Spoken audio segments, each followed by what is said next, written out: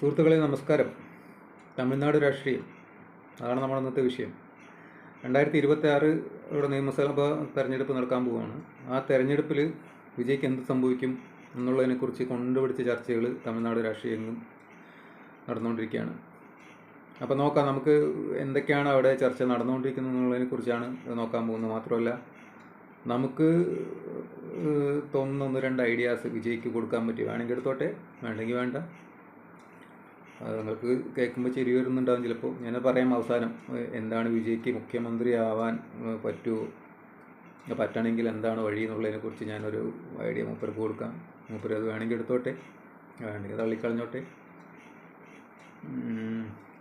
അപ്പോൾ രാഷ്ട്രീയ എതിരാളികൾ, മൂപ്പരുടെ രാഷ്ട്രീയ എതിരാളികൾ എന്താണെന്ന് പറയുന്നത് വെച്ച് കഴിഞ്ഞാൽ 2026 കൂടി വിജയുടെ രാഷ്ട്രീയം അവസാനിക്കും. മൂപ്പര് വീണ്ടും സിനിമയിലേക്ക് തിരിച്ചു പോകും. അപ്പോൾ ഈ പറഞ്ഞ 250 കോടി 200 കോടി ഒക്കെ പ്രതിഫലം വാങ്ങിച്ചിട്ട് മൂപ്പര് അവിടെ അഭിനയിച്ച് മുന്നോട്ടെ എന്നൊക്കെയാണ് പറയുന്നത്. ഇത് അല്ലാതെ വിജയുടെ ആരാധകർ പറയുന്നത് മൂപ്പര് 2026 ഞങ്ങളുടെ മുഖ്യമന്ത്രി ആവും, ഞങ്ങളുടെ തലവരാകും എന്നൊക്കെയാണ് വിജയുടെ ആരാധകർ പറയുന്നത്. അവരങ്ങനെയല്ലേ പറയൂ. ഇതിൽ രണ്ടിലും പെടാത്ത നിഷ്പക്ഷരായിട്ടുള്ള ആൾക്കാർ പറയുന്നത്, രാഷ്ട്രീയ നിരീക്ഷകരും ഒക്കെ തന്നെ പറയുന്നത്, വിജയ്ക്ക് ഒരു 10 മുതൽ 15% വരെ വോട്ട് കിട്ടാൻ സാധ്യതയുണ്ട്. അതുപോലെ തന്നെ 10-15 സീറ്റും കിട്ടാനുള്ള സാധ്യതയുണ്ട്. പിന്നെ 1-2 ഇലക്ഷൻ കൂടി കാത്തിരിക്കേണ്ടി വരും വിജയ്ക്ക് മുഖ്യമന്ത്രി സ്ഥാനത്തേക്ക് എത്താൻ. സീറ്റ് കൂട്ടി പടിപടിയായിട്ട് കൂട്ടി കൊണ്ടുവന്നാൽ വിജയ്ക്ക് അതിനുള്ള സാധ്യതയുള്ളൂ. അത് 2036 ചില ആൾക്കാർ പരിഗണിക്കുന്നത്. ഈ 10-15 സീറ്റ് കിട്ടിയ അതിലുള്ള പ്രവർത്തനം കൂടെ മെച്ചപ്പെടുത്തി അവർക്ക് ആ സീറ്റുകളിൽ, അല്ലെങ്കിൽ തമിഴ്നാട്ടിൽ മൊത്തത്തിൽ തന്നെ അവരുടെ പ്രവർത്തനം എത്തരത്തിൽ കൊണ്ടുപോകാൻ കഴിയുന്നുള്ളതിനൊക്കെ നോക്കി അടിസ്ഥാനപ്പെടുത്തിയിട്ടായിരിക്കും അടുത്തുള്ള വളർച്ചാ ഘട്ടങ്ങൾ. അത് സ്വാഭാവികമാണല്ലോ. വിജയ് എന്താണ് വിചാരിക്കുന്നത് വെച്ച് കഴിഞ്ഞാൽ 2026 രണ്ടും കൽപ്പിച്ചിറങ്ങിയിരിക്കുകയാണ്. അപ്പോൾ എന്തായാലും സിനിമ മുഴുവനായിട്ട് ഒഴിവാക്കി എന്നൊക്കെയാണ് മൂപ്പര് പറയുന്നത്. രണ്ടും കൽപ്പിച്ച് തന്നെ ഇറങ്ങിയിരിക്കുകയാണ് മൂപ്പര്. റീസെൻ്റായിട്ട് പ്രശാന്ത് കിഷോർ, ഒരു 4-5 ദിവസമായിട്ട് പ്രശാന്ത് കിഷോർ, നമുക്കറിയാം ദേശീയ ലെവലിൽ തന്നെ ഒരു ഇലക്ഷൻ സ്ട്രാറ്റജിസ്റ്റാണ്. തെളിയിച്ചതാണ്, കഴിവ് തെളിയിച്ചിട്ടുള്ള ആളാണ്. കേന്ദ്ര ഗവൺമെൻറ്റിനെ ഒരു തവണ കൊണ്ടുവന്നു UP ഭരിക്കുമ്പോഴാണെന്ന് തോന്നുന്നു എനിക്ക്. ആ സമയത്ത് മൂപ്പര് ആണ് കൂടെ ഉണ്ടായിരുന്ന ഐഡിയ പറഞ്ഞു കൊടുക്കാൻ വേണ്ടിയിട്ട്. അതല്ലാതെ ജഗൻമോഹൻ റെഡ്ഡി, നിതീഷ് കുമാർ, DMKയുടെ സ്റ്റാലിൻ മുഖ്യമന്ത്രി ആവേണ്ട ഘട്ടത്തിൽ മൂപ്പര് വർക്ക് ചെയ്തിട്ടുണ്ട്. ഇപ്പോൾ റീസെൻ്റ്ലി അണ്ണാ DMKക്ക് വേണ്ടി മൂപ്പര് വർക്ക് ചെയ്തുകൊണ്ടിരിക്കുന്നുണ്ട്. അതിൻ്റെ ഇടയ്ക്കാണ് ഇപ്പോൾ വിജയ് ക്യാമ്പിൽ എത്തിയിരിക്കുന്നത്. അത് ചിലപ്പോൾ ഒരു സൂചനയായിരിക്കാം. കാരണം വിജയ്ക്ക് രാഷ്ട്രീയത്തിൽ ഒറ്റയ്ക്ക് നിന്ന് കഴിഞ്ഞാൽ ഈ പറഞ്ഞ കണക്കിന് ചിലപ്പോൾ ഒതുങ്ങിപ്പോകേണ്ടി വരും എന്നുള്ള പേടി ഉണ്ടാവും.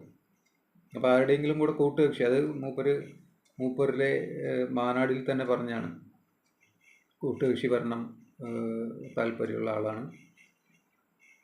ഇപ്പോൾ നടക്കുന്ന എന്താണെന്ന് വെച്ചാൽ തമിഴ്നാട്ടിൽ കൂട്ടുകക്ഷി ഭരണമല്ല. ഇലക്ഷനിൽ മാത്രം കൂട്ടുണ്ട്, പക്ഷെ ഭരണത്തിൽ കൂട്ടില്ല. ആരും ഘടകകക്ഷികളിൽ ആർക്കും മന്ത്രിസ്ഥാനം അങ്ങനെയുള്ളതൊന്നും കൊടുക്കാറില്ല അവർ. അതാണ് അവിടെ നടന്നുകൊണ്ടിരിക്കുന്നത്. നമ്മുടെ കേരളത്തിലെ പോലെയും UP സെൻട്രൽ ഗവൺമെൻറ്റും മറ്റ് സംസ്ഥാനങ്ങളും പോലെയല്ല അവിടെ തമിഴ്നാട് രാഷ്ട്രീയം. അത് DMK എന്ത് പറയുന്നോ അതിനനുസരിച്ച് നിൽക്കുന്നു. കാരണം അവരുടെ കൂടെ നിൽക്കാം, ഭരണത്തിൽ കൂടെ നിൽക്കാം, പക്ഷെ മന്ത്രിസ്ഥാനമൊന്നും മോഹിച്ചിട്ട് അവരുടെ കൂടെ നിൽക്കാൻ പറ്റില്ല. പക്ഷേ മാനാടിൽ വിജയ് എന്താന്ന് പറഞ്ഞു വെച്ച് കഴിഞ്ഞാൽ കൂട്ടുകക്ഷി ഭരണം, അരസിയലിലും കൂട്ട്, ഭരണത്തിലും കൂട്ട് എന്നാണ് മൂപ്പര് പറഞ്ഞിരിക്കുന്നത്. അപ്പോൾ അതിനോട് ആഭിമുഖ്യം പുലർത്തുന്ന കുറേ ചെറുകിട പാർട്ടികൾ മൂപ്പരുടെ കൂടെ വരാൻ സാധ്യതയുണ്ട്. പക്ഷെ അതൊന്നും പോരാ മൂപ്പർക്ക് ജയിക്കാൻ. മൂപ്പർക്ക് ജയിക്കണം എന്നുണ്ടെങ്കിൽ ഒരു മുന്നണി കക്ഷിയായിട്ട് സ്ട്രോങ് ആയിട്ട് 2026 നിൽക്കണമെന്നുണ്ടെങ്കിൽ അണ്ണാ DMK ഇപ്പോൾ ഒരു നാഥനില്ല കളരി പോലെയാണ്. OPSഉം EPS ഒക്കെ ഉണ്ടെങ്കിലും അത് ജയലളിത പോയതോടുകൂടി നാഥനില്ലാത്തൊരു കളരിയായിട്ടാണ് നിൽക്കുന്നത്. അവരുടെ കൂടെ കൂട്ടുകക്ഷി ഇപ്പം രാഷ്ട്രീയമാണല്ലോ, അവരും അഴിമതിക്കാരൊക്കെയാണ് എന്തൊക്കെ പറഞ്ഞാലും. DMKയും അവരും രണ്ടും കണക്ക് തന്നെയാണ്. പക്ഷേ രാഷ്ട്രീയമാണ്, മൂപ്പര് രണ്ടും കൽപ്പിച്ച് ഇറങ്ങിയിരിക്കുകയാണ്, മത്സരിക്കുകയാണ്, നിലനിൽപ്പിന് വേണ്ടിയുള്ള പോരാട്ടം കൂടാണ്. അപ്പോൾ കൂട്ടുകക്ഷിയായിട്ട് മത്സരിക്കുന്നത്, DMKയോട് മത്സരിക്കുന്നതിൽ എന്താ പറയുക, വിരോധം കാണിക്കേണ്ട കാര്യമൊന്നുമില്ല. അവർ ഓക്കെ ആണെന്നുണ്ടെങ്കിൽ മത്സരിക്കാവുന്നതേ ഉള്ളൂ. കുറച്ച് സീറ്റുകൾ മൂപ്പര് ഒരു 10, 50, 75 സീറ്റുകൾ കൊടുക്കുമായിരിക്കും തോന്നുന്നു. അങ്ങനെയാണ് അവർ ഇപ്പോൾ രാഷ്ട്രീയ നിരീക്ഷകർ സംസാരിക്കുന്നത്. അങ്ങനെയാണെങ്കിൽ ഒരു 50 സീറ്റ് വരെ മൂപ്പർക്ക് അവരുടെയും കൂടെ സപ്പോർട്ടോടുകൂടി ജയിക്കാൻ പറ്റും എന്നൊക്കെയാണ് പറയുന്നത്. എന്നിരുന്നാലും EPS തന്നെയായിരിക്കും മുഖ്യമന്ത്രി സ്ഥാനത്തേക്ക് വരിക. അവർ ജയിച്ചാൽ, അവർ കൂട്ടണി കക്ഷി ജയിച്ചാലും EPS മുഖ്യമന്ത്രി സ്ഥാനം വിട്ടുകൊടുക്കാൻ വഴിയില്ല. അപ്പോൾ EPS മുഖ്യമന്ത്രിയും വിജയ്ക്കൊരു ഉപമുഖ്യമന്ത്രി സ്ഥാനവും കൂടെ കിട്ടാനുള്ള സാധ്യത അവർ കാണുന്നുണ്ട്. ഇലക്ഷൻ നിരീക്ഷകരാണ്, ഒരു രാഷ്ട്രീയ നിരീക്ഷകരും പത്രപ്രവർത്തകരും ഉള്ള ചർച്ചയിലാണ് നമുക്കിതൊക്കെ കിട്ടുന്നത്. ഓക്കെ, അത് ഒരു നല്ല ഐഡിയ ആണ്. പക്ഷേ അതിന് മുമ്പായിട്ട് ചെയ്തു തീർക്കേണ്ട കുറേ കാര്യങ്ങളുണ്ട്.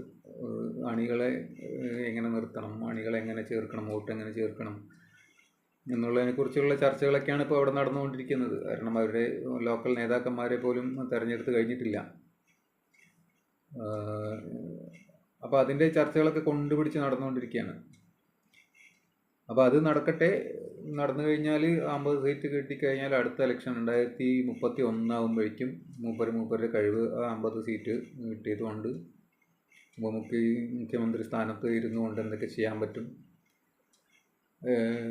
അത് മാക്സിമം ചെയ്ത് 2031 അല്ലെങ്കിൽ 36 ഒക്കെ മുഖ്യമന്ത്രി ആവാൻ പറ്റും എന്നുള്ളതാണ് അവിടെ ഇലക്ഷൻ നിരീക്ഷകർ ചർച്ച ചെയ്തുകൊണ്ടിരിക്കുന്നത്. ഇത് ഒന്നും അല്ലാതെ വേറൊരു ഐഡിയ ആണ് ഞാൻ പറയാൻ പോകുന്നത്. എനിക്ക് കേട്ടാൽ ചിരി വരും, ചിരിച്ചാലും കുഴപ്പമില്ല. ഈ EPS ഒക്കെ ആയിട്ട് കൂട്ടുകൂടി അവിടെ ഭരണം നടത്തുമ്പോൾ വിജയ് ചിലപ്പോൾ നേരായ വഴിക്ക് ഉള്ള രാഷ്ട്രീയം നടത്തുന്ന ആളാണെങ്കിൽ അവിടെ എന്തായാലും ക്ലാഷ് വരും. കാരണം ഇവരുടെ ടീം അത്ര വൃത്തിയുള്ള കൈകളൊന്നുമല്ല ഇവരുടെ ടീമുകൾ. അഴിമതി ഉണ്ടാവും, പ്രശ്നങ്ങളുണ്ടാവും. അപ്പോൾ മൂപ്പർ എന്താ ചെയ്യേണ്ടതെന്ന് വെച്ച് കഴിഞ്ഞാൽ മൂപ്പരുടെ കൈ വൃത്തിയാക്കി വയ്ക്കുക, മൂപ്പരുടെ ടീമിനെ അഴിമതിയില്ലാതെ വളർത്തിക്കൊണ്ടുവരിക, നല്ല പ്രവർത്തനങ്ങൾ കാഴ്ചവെക്കുക.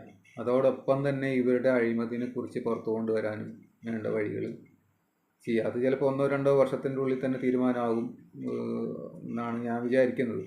കാരണം അവർ കഴിഞ്ഞ 5 വർഷമായിട്ട് പിച്ചക്കാശിന് വഴിയിലാണ് നടക്കുന്ന ടീമുകളാണ്. അവർ എവിടെയൊക്കെ കൈയിടാൻ പറ്റുമോ അവിടെയൊക്കെ കൈയിട്ട് വാരും.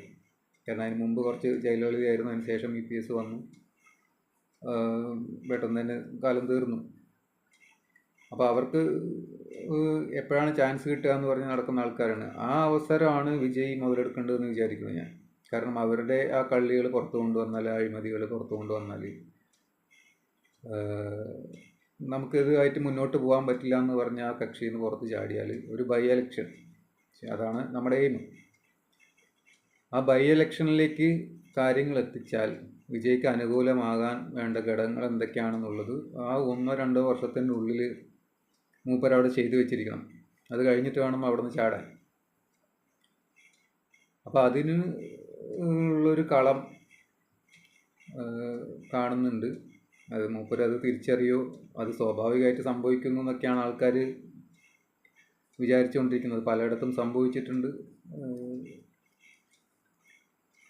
നോക്കാം എന്താണ് സംഭവിക്കുക എന്നുള്ളതിനെക്കുറിച്ച് നമുക്ക് കാത്തിരുന്ന് കാണാം. അപ്പോൾ ഇതിനെക്കുറിച്ച് നിങ്ങൾ ഓരോരുത്തരുടെയും അഭിപ്രായം അറിയാൻ താല്പര്യമുണ്ട്. അപ്പോൾ വിജയ് ഫാൻസ് എല്ലാവരും വിജയ്ക്ക് സപ്പോർട്ട് ചെയ്യുന്നറിയാം. അതുപോലെ നമ്മളൊന്ന് സപ്പോർട്ട് ചെയ്യുക, ഒന്ന് ലൈക്ക് ചെയ്യുക, ഒന്ന് സബ്സ്ക്രൈബ് ചെയ്യുക. Okay, thank you.